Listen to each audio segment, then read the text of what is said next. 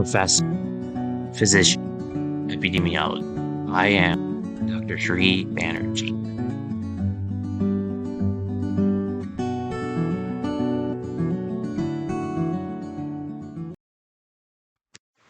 Cumulative trauma disorder, that is the topic of today that I'm making a video on.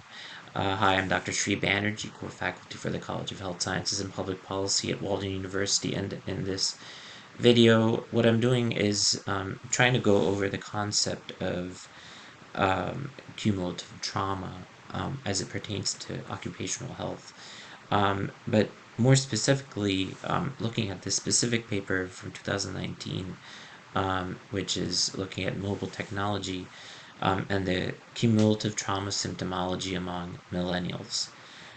So this was just a small sample of a convenient sample of 42 grad students, best group of people to be asking questions to when you don't know exactly, what will be good for the general population.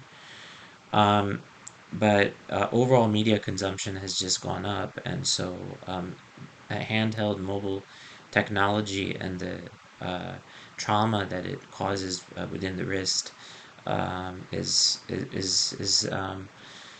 quite significant. So some of the most common positive orthopedic special tests, there are the Finkelstein's test, hyperabductions, Wright's test, and remember hyperabduction means away, so abduction.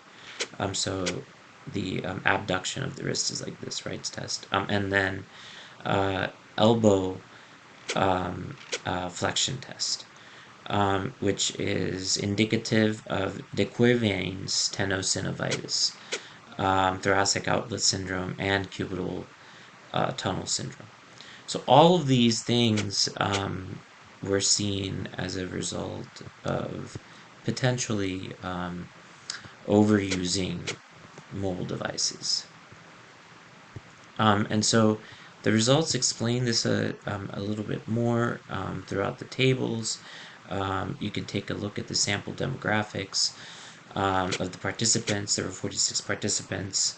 Mean age was 24, so in their 20s, mostly females, and of course right-handed, mostly first and second year grad students, and the predominant ethnicity was white. So understanding the results, so some of the there was an odds ratio that was determined, and it was statistically significant.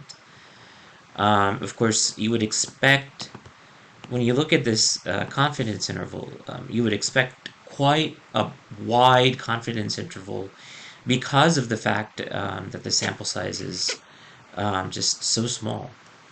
And so to deal with that, of course, the researchers used a two-tailed Fisher's exact test, which you use when there's a smaller sample size. Also, a Haldane-Anscombe correction was applied in cases where a cell within the 2x2 contingency table had a 0. So there's definitely corrections needing made. Point is, the statistical analysis is not without more to be desired. So the idea was, if we had a larger sample size, then we could have made better conclusions.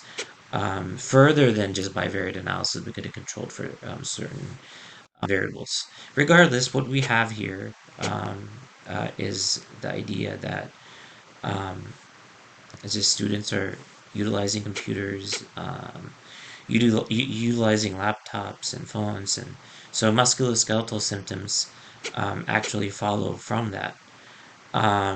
Also comparing this to the Nordic musculoskeletal questionnaire, the results are similar. Additional orthopedic special testing is being suggested, providing similar evidence of symptomatic trends. 54.8% of symptoms from this cumulative trauma. As you go through this paper, I encourage you to go through this, especially if you're just learning anatomy and going through the musculoskeletal system.